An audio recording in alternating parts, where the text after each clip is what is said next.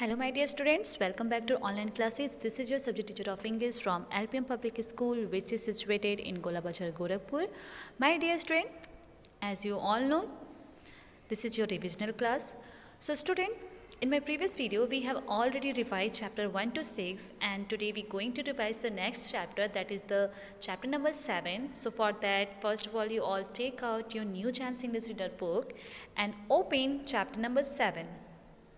Chapter number 7. So tell me what's the title of this chapter. The chapter number 7 is Down the Volcano. Dear student, it is a novel. Today we are going to learn about a volcano. Okay, so it is a extract is from Jules Verne's novel. Jules Verne was the author of this chapter, author of this novel, which extract we going to learn through this chapter. Okay, so this extract is from Jules Verne's novel Journey to the Center of the Earth, published in 1864. Okay, in this chapter there is a three character. First is Professor Lindenbrock and his nephew Hans, his nephew Axel, and the guide was Hans. Okay, so Professor Lindenbrock discovered a coded message inside a book which explains how one can reach the center of the earth. Through this chapter we will learn about that how one can reach the center of the earth, that is coded by the Professor Lindenbrock. Okay, so he takes his younger nephew Axel and a guide Hans along with him on the dangerous adventure. It is a dangerous adventure we are going to learn. They reach a volcano and must now go down one of its crater. How will they do it? We will learn about that. Okay, so let's start our today's video. So student, firstly we will learn, there is a paragraph, the real journey began. Okay, the real journey began. I had still not looked down into the bottomless pit into which we were going to lower ourselves. This word said by the Axel, who was the nephew of Professor Lindenbrock. Okay, he said that the real journey began. I had still not looked down into the bottomless pit into which we were going to lower ourselves. I could still either take part in the adventure or refuse to try it. He was very afraid that time when he getting down the volcano. Okay, he will not able to decide that he will take a part or refuse to try it. So Hans, our guide, accepted it so calmly that I felt ashamed at the idea of being less brave than him. Okay, Hans, who was the guide, he was very brave person and he will decide that yes, I will do this. So that time Axel felt ashamed on himself. So now the next, I approached that middle chimney. It was 100 feet across or about 300 feet round. I leaned over an overhanging rock and looked. My hair stood on end. I felt my head spinning and I grew faint. I was about to fall.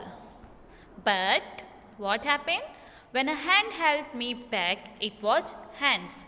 When Axel was felt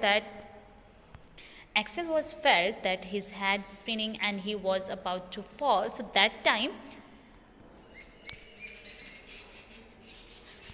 a hand held him back. It was Hans. And now the next. I had not read much to look down into the well, but I could see what shape it was. Its walls were almost vertical and had many rocky projections. These were certainly going to make it easier for us to climb down. If we attach a rope at the mouth of the well, it would provide sufficient support. But the problem was how to untie the rope when we got to the bottom of the well.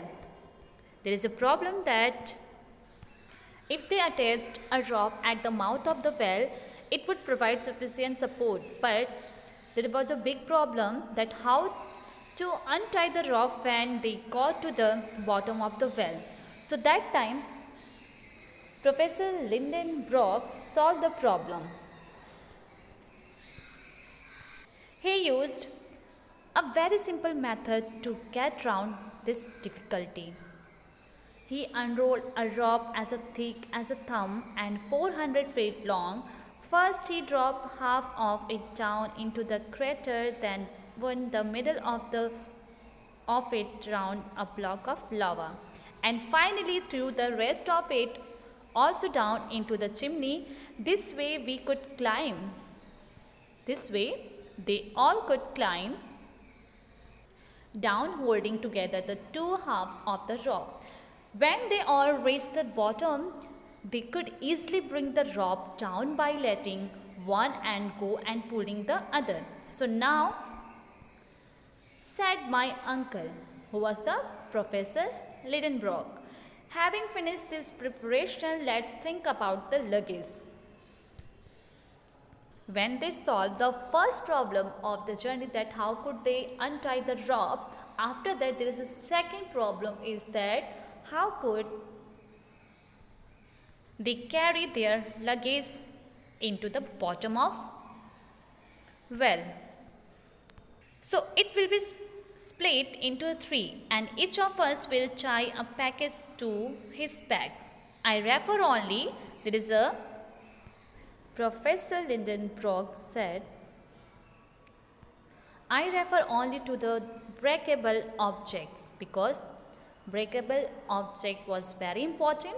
So Hans will carry the tools and a third of the food, and after that you Axel, Professor Lidenbrock said to Axel that Axel, another third of the food and the firearms you will take. So after that Axel will take the rest of it and the delicate instrument. Now the next, Professor Lindenbrock said that when the Hans and Axel carry their luggage, and after that Professor Lindenbrock said that I will take the rest of it and the delicate instrument. Now the next, instruments to his bag. Hans took the tools, I the firearms, the descent began in the following order. First Hans, then my uncle, finally I. Okay, and after that we proceed in deep silence, which was broken only by pieces of rock falling down. I went slowly and carefully, holding on the double rope and using my feet to slow down. I was terribly afraid of losing support. The rope seemed too delicate to bear the weight of three people. I used it as little as possible, balancing. Student, as you can see at your screen, that how could they balancing their self.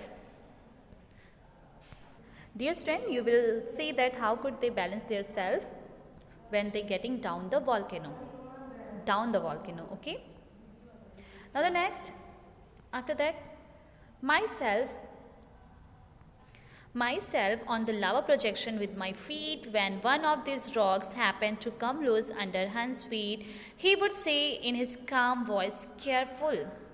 After that, after half an hour, we reached the top of a large rock solidly attached to the wall of the chimney. Hans pulled one of the ends of the rope and the other rose in the air.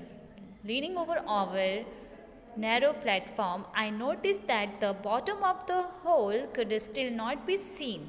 Then the descent began again, and half an hour later we had got 200 feet deeper. After 3 hours, I had still not caught a glimpse of the bottom of the chimney. When I looked up, I could see the mouth, which was getting quite a lot smaller. That was because as the wall rose up toward the mouth, they looked as if they were coming together. It was slowly getting darker. We were still going down. We had used the rope 14 times, taking half an hour each time. So we had spent 7 hours plus 14 rest periods of 15 minutes or 3.5 hours. 10.5 in total. Since we had left at 1 o'clock, it had to be about 11 o'clock now. At that moment, Hans' voice was heard, "Help!" I stopped just at the moment my feet were about to knock my uncle's head. "We are there, we are there," he said. "Where?" I asked, slipping down beside him. "At the bottom of the chimney." Finally, they all raced. Finally, they all raced to the bottom of the chimney, and there's no way out. Yes, there is. I can just see a curving tunnel towards the right. We will have a look tomorrow's. Let's eat, and then we can sleep. My uncle said. We opened the food bag and lay down. It's doing his best to make a bed amongst the stone and lava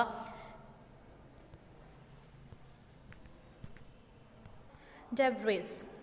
Lying on my back, I opened my eyes and caught sight of a brilliant object at the other end of the 3,000-foot long tube-like well.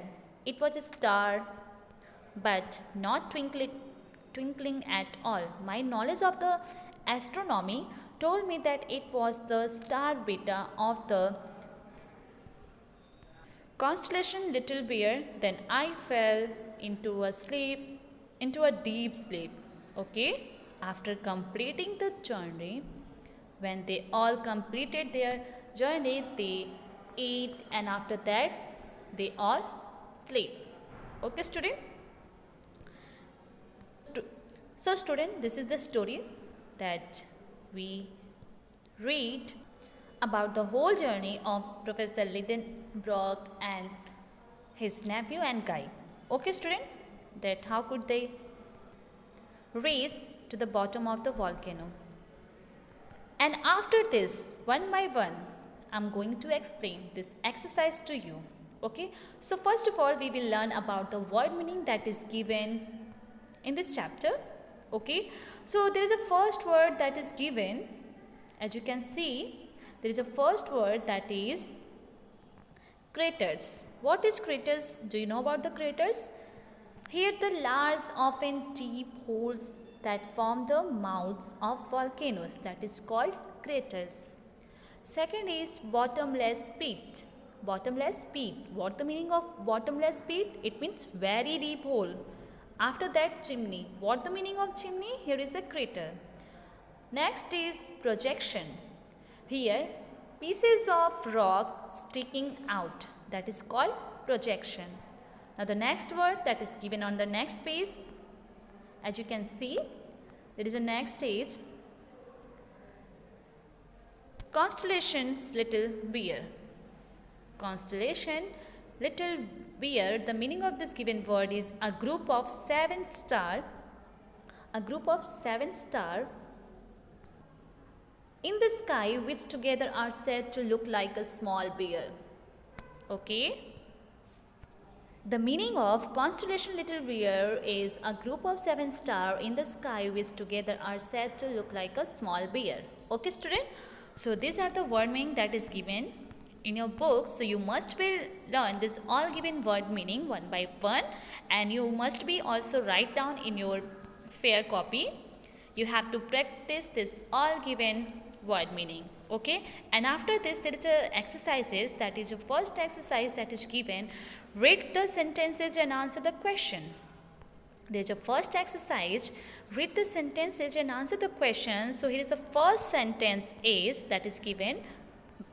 But what about the clothing and this great pile of ropes and ladders? Who will take them? There are 4 questions. So first is who asked this question and to whom. Second is what was being discussed just before the speaker's question. Third is how did the listener respond to the speaker's question. Fourth is what happened to the clothing and the pile of ropes and ladders. Now the second sentence is I can just see a curving tunnels toward the right. We will have a look tomorrow. So again here is a 4 question, that is a question number A each, who spoke these words, which question was the speaker answering. B question is where were they at this time. Question number C is what did they decide to do after this conversation. Question number D is what did Axel see when he later laid down to sleep. So dear student, first of all, you will write the word meaning of this chapter in your fair in a very good handwriting. Student, you must be remember that your handwriting should be neat and clean. And after this, you have to write the exercise A, that is the read the sentences and answer the questions. So first sentence is, but what about the clothing and the great pile of robes and letters, who will take them? So the first question is, who asked this question and to whom? So the answer will be Axel asked this question to his uncle Professor Lidenbrock. Next question, question number B is, what was being discussed just before the speaker's question? So the answer will be, who will carry which type of luggage was being discussed just before the speaker's question. Now the next question, question number C is, that is, how did the listener respond to the speaker's question? So the answer will be, the listener respond to without hesitating that there is no need to carry the clothing and that great pile of robes and letters. Now the next question number D, that is, what happened to the clothing and the pile of robes and letters? So the answer will be, on the command of Professor Lidenbrock, Hans tied the unbreakable objects into a single packet which was tied solidly together, and then he simply dropped it down into the waste hole. Now there is a second question is, I can just see a curving tunnel towards the right. We will have a look tomorrow. So the first question is, who spoke this word, whose question was the speaker answering to. So answer will be, Axel spoke this word. Axel question was the speaker answering. Okay. The next question is question number B, that is, where were they at this time? So the answer will be, they were at the bottom of the chimney at this time.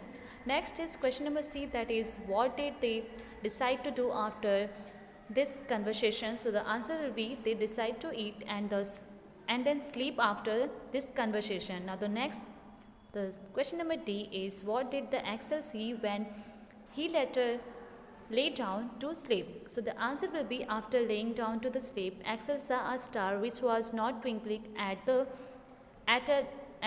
It was the star Beta of the constellation Little Bear.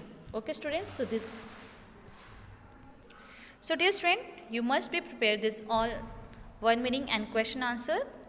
You also write down in your fair copy. Okay, it is very important for you, so you must be write this all and you have to revise it. Okay student, so that's it for today. I hope is that clear to you, that how could you revise this chapter number 7 and its question answer and word meaning. So that's it for today. Till then, stay safe, stay healthy. Thank you.